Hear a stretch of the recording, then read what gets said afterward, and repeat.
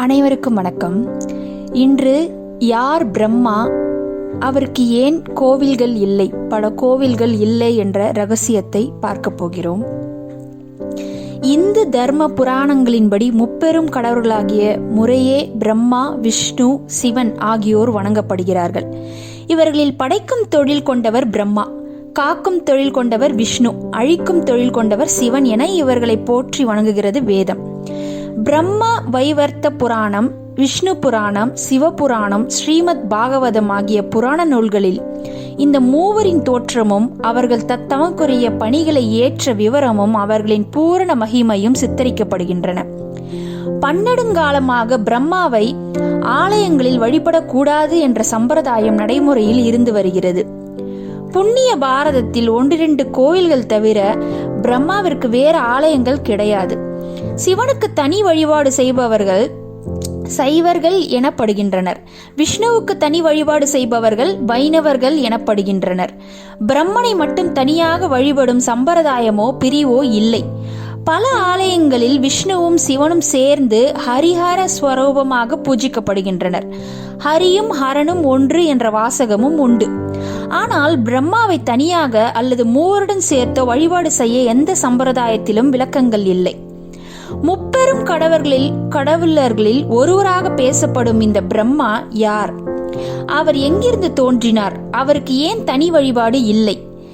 தேவி மகாத்மியம் என்கின்ற தேவி புராணத்தில் ஒரு சம்பவம் விளக்கப்படுகிறது. ஒரு யுகத்தில் மகா பிரளயம் தோன்றி அனைத்து உலகங்களும் நீரில் ஆழ்த்தியது. அதற்கு முன்பு தோற்றுவிக்கப்பட்ட எந்த ஜீவராசிகளும் தாவர விலங்கினங்களும் காணப்படவில்லை. பார்க்கும் இடமெல்லாம் தண்ணீர். அந்த பிரளய வெள்ளத்தில் ஒரு சிறு ஆளிலை மிதந்து வந்தது. அதன் மேல் பகவான் ஸ்ரீ மகாவிஷ்ணு ஒரு குழந்தை வடிவில் மிதந்து கொண்டிருந்தார். நான் யார்? என்னை படைத்தவர் யார்? எதற்காக படைத்தார் என்ற சிந்தனையுடன் ஸ்ரீ மகாவிஷ்ணு ஆனந்த நிஷ்டையில் ஆழ்ந்திருந்தார். அப்போது ஆதிபராசக்தி என மூல சக்தி மகாதேவி என்ற பெயருடன் தோற்றமளித்தாள். சங்கு, சக்கரம், கதை, தாமரை ஆகிய சின்னங்கள் அவள் கரங்களில் ஒளிந்திருந்தன. ஆதிபராசக்தியை சூழ்ந்து ரதி, பூதி, புத்தி, மதி, கிருதி, திரதி, ஸ்ரத்தா, மேதா, ஸ்வேதா, ஷிதா, தந்த்ரா ஆகிய 11 தேவியரும் காட்சி தந்தனர். அப்போது மகாதேவி அசிரியாக அருள்வாக்கு தந்தாள். மகாவிஷ்ணுவே படைத்தல், காத்தல், அழுத்தல் ஆகிய 3 கர்மாக்களுக்கும் ஒவ்வொரு யுகத்திலும் பிரதிபலிக்கும். பிரளயம் தோன்றி அவற்றை அழிக்கும் போது காக்கும் கடவுளான நீ மட்டும் அழியாமல் நிற்பாய். ஆதிசக்தியின் அம்சமாக திகழும் நீ பிரளயத்துக்கும் ஊழித்திற்கும் அப்பாற்பட்டு நிலைத்திருப்பாய். சர்வ குணங்களின் பரிணாமமாக நீ திகழ்வாய். உனது நாபியிலிருந்து, அதாவது தொப்பில், பிரம்மன் தோன்றுவான். அவன் ரஜோ குணங்களின் பிரதிநிதியாக இருந்து பிரளயத்தில் மறைந்த அனைத்தையும் சிருஷ்டி செய்வான். அவன் அழியாத பிரம்ம ஞானத்தின் மொத்த உருவமாக இருந்து மீண்டும் அண்ட சராசங்களை உருவாக்குவான். அவனது புருவ மத்தியில் ஒரு மாபெரும் சக்தி தோன்றும். அதன் வடிவம்தான் சிவன். அவன் தமோகுண வடிவமாக ருத்ரமூர்த்தியாக நின்று சம்ஹாரம் எனும் அழிக்கும் தொழிலை ஏற்பான். இப்படி படைத்தல், காத்தல், அழித்தல் எனும் முப்பெரும் கர்மாக்களையும் பிரம்மா, விஷ்ணு, சிவனாகி நீங்கள் மூவரும் செய்வீர்கள். உங்களின் இயக்க சக்தியாக நானும் என் ஹம்சங்களான தேவிகளும் செயலாற்றுவோம் என்று அருளினாள் தேவி.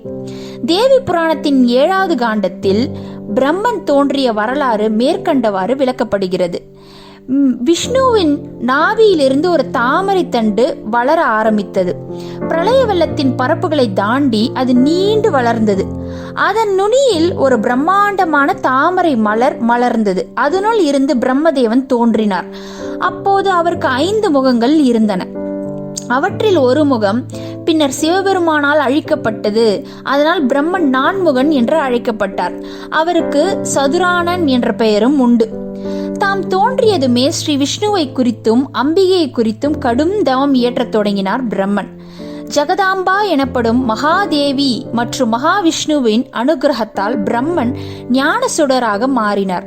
சிருஷ்டி தொடங்கியது. முதலில் பூரண ஞானத்தின் பிரதிகளாகிய அத்ரி, பிருகு, குத்ரர், வசிஷ்டர், கௌதமர், காசியபர், ஆங்கியசர் ஆகிய சப்த ரிஷிகள் தோன்றினர். அதன் பின் ஜீவராசிகளை உற்பத்தி செய்யும் பிரஜாபதிகள் தோன்றினார்கள். அண்டங்கள் தோன்றின, ஜீவராசிகள் உருவாகின. புல், புழு, பூச்சி, கடல்வாழ் இனங்கள், நிலவாழ் மிருகங்கள், மனிதன் என சிருஷ்டி தொடர்ந்தது. இது தேவிய மகாபாரதத்தில் காணப்படும் பிரம்மனின் தோற்றம் பற்றிய புராண கதை. மனுஸ்மிருதி எனப்படும் சாஸ்திரத்தில் பிரம்மன் தோன்றிய வரலாறு வேறு விதமாக சித்தரிக்கப்பட்டுள்ளது. பிரளயத்தின் முடிவில் அண்டங்களை விட பெரியதாக ஒரு முட்டை வடிவம் தோன்றியது. அது தங்கத்தை விட பிரகாசமாக ஜொலித்தது. பல்லாயிரம் வைரங்கள் போல் அது மின்னியது. அண்ட சராசங்களை உருவாக்கும் அத்தனை சக்தியும் அதற்குரிய தவமும் ஞானமும் அந்த முட்டையில் அடங்கி இருந்தது. பிரளய வெள்ளத்தில் விழுந்து முட்டை வெடித்தது. அதிலிருந்து 5 முகத்துடன் கெஜத் ஜோதியாக ஒரு தேவன் தோன்றினார். அவர்தான் பிரம்மதேவன். அவரிடமிருந்து சிருஷ்டி தொடங்கியது.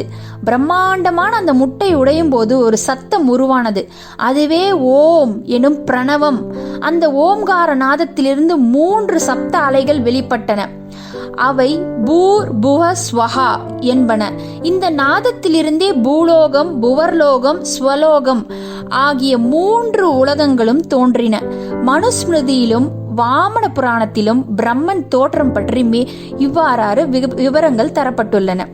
இந்த எல்லா புராணங்களிலிருந்தும் ஒரு உண்மை கதை புலனாகிறது. பிரம்மதேவன் ஒரு சுயம்பு, அதாவது தானாக தோன்றிய தெய்வம் என்பதே அந்த உண்மை. அவர் அண்ட சராசரங்களில் உள்ள அத்தனை ஆற்றல், அறிவு, ஞானம் ஆகியவற்றின் மொத்த உருவம்.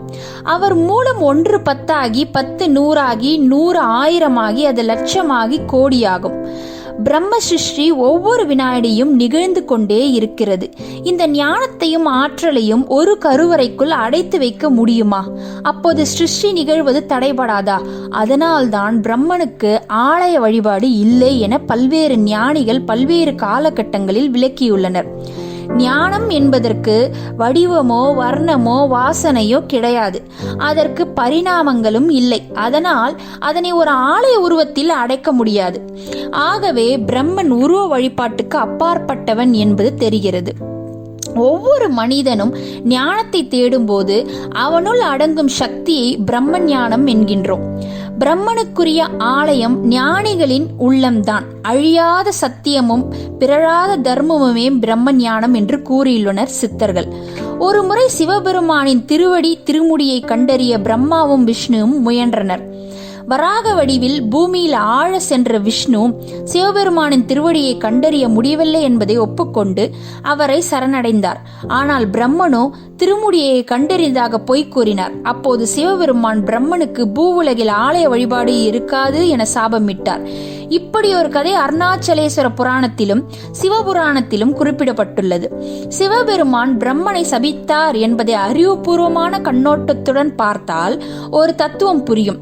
பொய் வழியில் யாரும் சிவனை காண முடியாது. பொய் வழியால் சிவனை அறிந்ததாக கூறுபவர்கள் உலகோரால் பாராட்டப்பட மாட்டார்கள் என்பதே இந்த ஆழ்ந்த கருத்து. யார் பிரம்மன், அவர் எப்படி தோன்றினார் என்பதை ஆராய்ந்து அறியும் போது ஒரு தெளிவு ஏற்படுகிறது. யார் பிரம்மன் என்பதை விட எது பிரம்மம் என்பதை கண்டறிவதே உயர்ந்த ஞானம். பிரம்மன் எப்படி தோன்றினார் என்பதை தெரிந்து கொள்ளும் போது ஞானம் எப்படி தோன்றுகிறது, அதனை அடையும் வழி எது என்பதையும் தெரிந்து கொள்ள வேண்டியது அவசியமாகிறது. சத்தியமே ஆன்மீகம், தர்மமே தெய்வீகம். இதனை உணர்ந்ததால் அவன் பிரம்ம ஞானி ஆகிறான். அவனை வழிபடுவதே பிரம்மதேவன் வழிபாடாகும். நன்றி, வணக்கம்.